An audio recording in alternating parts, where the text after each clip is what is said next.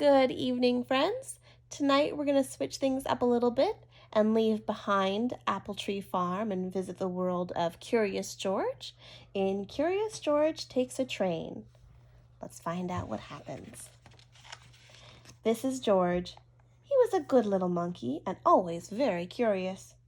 This morning, George and the man in the yellow hat were at the train station. They were taking a trip to the country with their friend, Miss Needleman, but first they had to get tickets. Inside the station, everyone was in a hurry. People rushed to buy newspapers to read and treats to eat, then they rushed to catch their trains.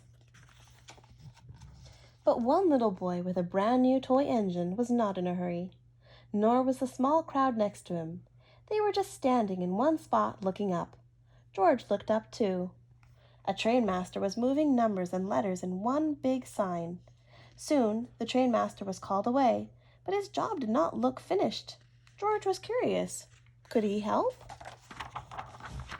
George climbed up in a flash. Then, just like the trainmaster, he picked a letter off the sign and put it in a different place. Next, he took the number 9 and put it near a 2. George moved more letters and more numbers.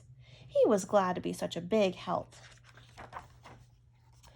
"Hey!" yelled a man from below. "I can't tell when my train leaves."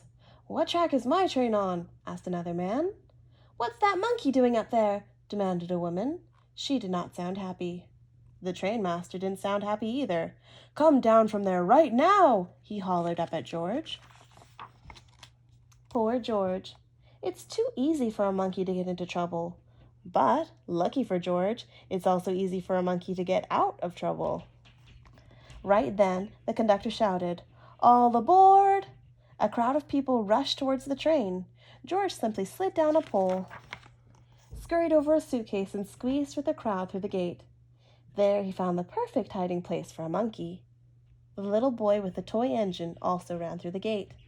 "Look, Daddy," he said, "a train." His father looked up. "Come back, son," he yelled. "That's not our train." But it was too late. The gate locked behind him. The boy began to cry.